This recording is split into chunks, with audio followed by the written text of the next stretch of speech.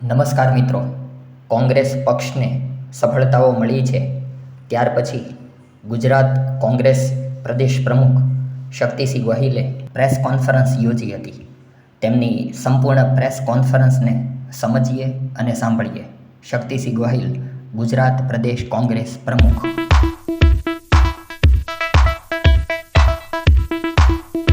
અંગત રીતે મારા વાલા ગુજરાતીઓનો આભાર માનું કે અમને આ ચૂંટણી દરમિયાન મારા વાલા ગુજરાતીઓએ પ્રેમ, સમર્થન, આશીર્વાદ અને મતો આપ્યા છે. એ માટે હૃદયપૂર્વક સૌનો આભાર માનું. અંગ્રેજીમાં એ કહેવાય છે કે કોઈ પણ સ્પર્ધા થાય તો equal level of playing field, એટલે કે સમાન તક અને સમાન વ્યવસ્થા બધાને મળવી જોઈએ, તો જ એ સ્પર્ધા તંદુરસ્ત કહેવાય. લોકશાહીમાં તો આપણા બંધારણમાં વિશિષ્ટ જોગવાઈ કરી છે કે ચૂંટણી જાહેર થાય પછી વડાપ્રધાન કક્ષાનો નેતા પણ એક સરખી લાઈનમાં આવે એને કોઈ વિશેષ સુવિધા ન મળે. પરંતુ ભારતીય જનતા પાર્ટીએ આ ચૂંટણીમાં equal level of playing field, સમાન રીતે લડી શકીએ એવું ન રહેવા દઈને લોકશાહીને કલંકિત કરી. એમણે અમારા લોકોના આશીર્વાદથી બેંકમાં, એકાઉન્ટમાં પૈસા હતા ને આ ચૂંટણી અમે પણ સારી રીતે લડી શકીએ એમ હતા.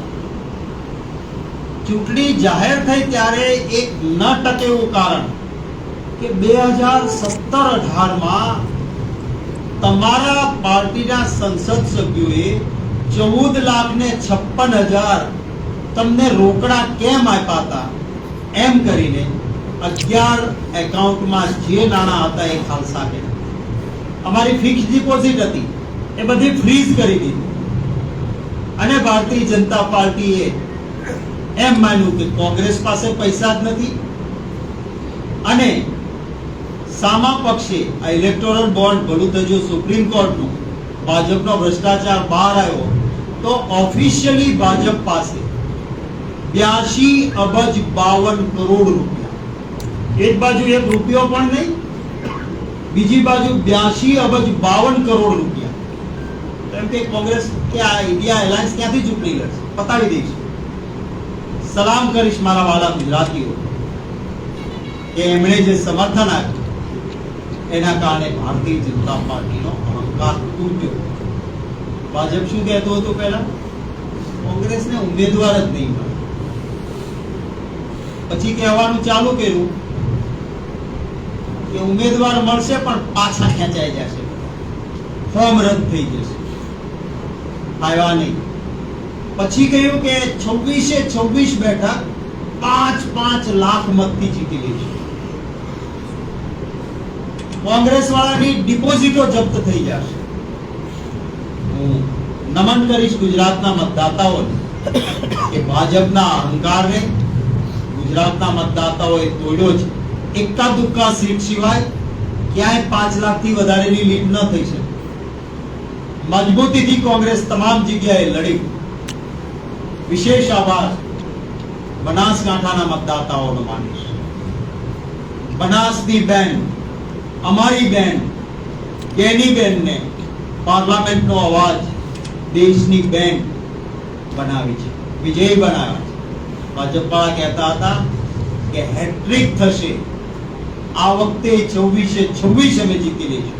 સ્વીકાર કરો, 2014 અને 2019માં અમે 0 પર રહ્યા હતા, પણ દેશના સાથે ગુજરાતની જનતાએ અપેક્ષાઓ રાખી હતી અને એટલે લીડ પર બધે મળેલી.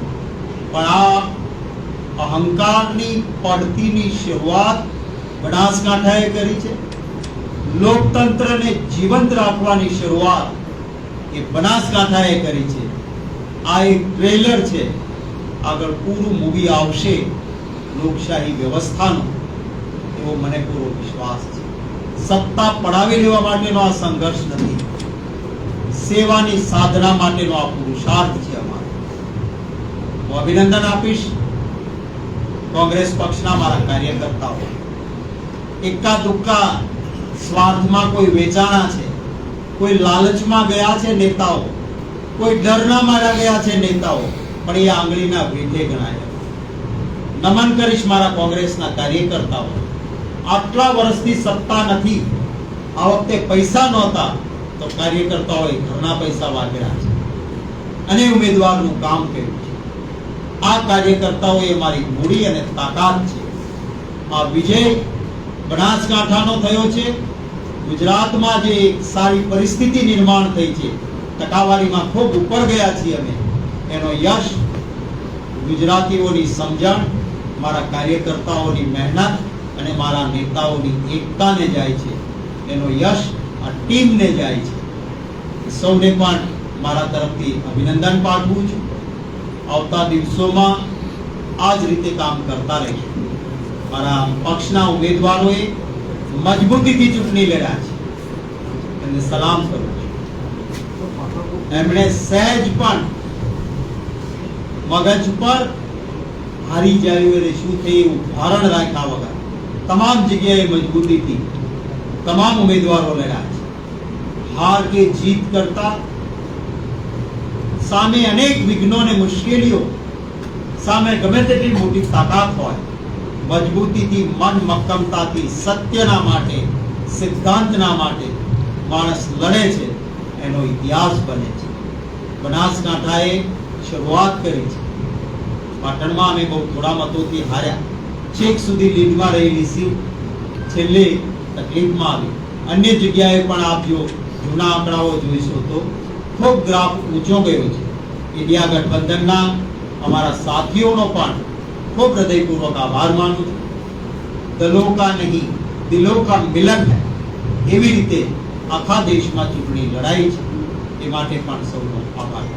આપણા કોઈ સવાલો હોય તો સ્વાગત.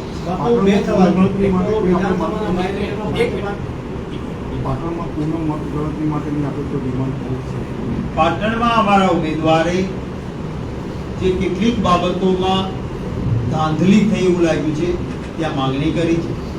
અન્ય જગ્યાએ પણ જ્યાં એવું થયું છે ત્યાં ચોક્કસ અમે ઉમેદવારોને કહ્યું, તેમના ઇલેક્શન એજન્ટને કહ્યું, અને જરૂર પડશે ત્યાં હાઈકોર્ટમાં ઇલેક્શન પિટિશન પણ થશે. જેમ કે સુરતમાં સંપૂર્ણ ગેરકાયદેસર રીતે જે નિર્ણય થયો છે એને લગતી ઇલેક્શન પિટિશન ગઈકાલે જ હાઈકોર્ટમાં દાખલ થઈ છે. તો ન્યાયી રીતે જ્યાં ક્યાં લડવાનું છે ત્યાં પણ લડશે. બાપુ, બે સવાલ છે. એક તો વિધાનસભાના બાય ઇલેક્શનમાં તમામ 5 સીટો કોંગ્રેસ હારી છે, અને બીજું અમેઠી જે કોંગ્રેસ પાસેથી છીનવાઈ ગઈ હતી, આ વખતે વાપસ આવી છે. આપના પહેલા સવાલનો જવાબ દઉં તો હા, વિધાનસભામાં તમામ બેઠકો પર કોંગ્રેસીઓ લડતા હતા ભાજપના સિમ્બોલ. પક્ષે ઉદારતા રાખીને ધારાસભ્યોની ઈચ્છા મુજબ બધી જગ્યાએ સંગઠનો આપ્યા. હું કહું છું કે કદાચ અમારી ભૂલ કહો તો ભૂલ, કે અમે વિશ્વાસ મૂક્યો હતો કે આ પક્ષના સિમ્બોલ પર ચૂંટાયેલો માણસ છે, તો એના વિશ્વાસે સંગઠન આપેલા.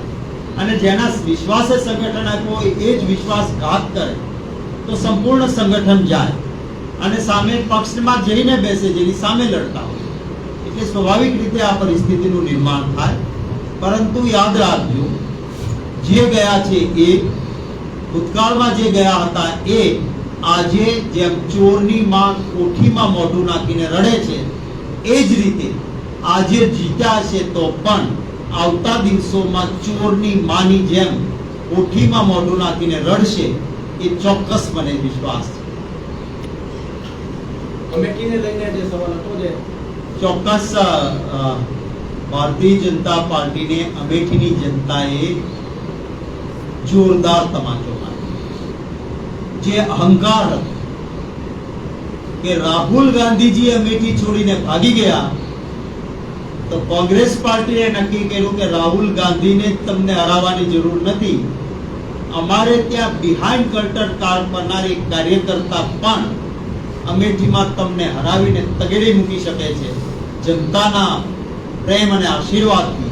એ રીતે અમેઠીમાં સૌથી વધારે અહંકાર કરનાર વ્યક્તિ એમને અમેઠીની જનતાએ જાકારો આપ્યો છે. માત્ર કેરળ જઈને જ રાહુલ ગાંધી ચૂંટાઈ શકે છે, ધાર્મિકતાના નામે વાત કરનાર લોકોને પણ તમાચો જનતાએ માર્યો, કે રાહુલ ગાંધી દક્ષિણમાંથી છેડે કેરળમાંથી પણ ચૂંટાઈ શકે છે.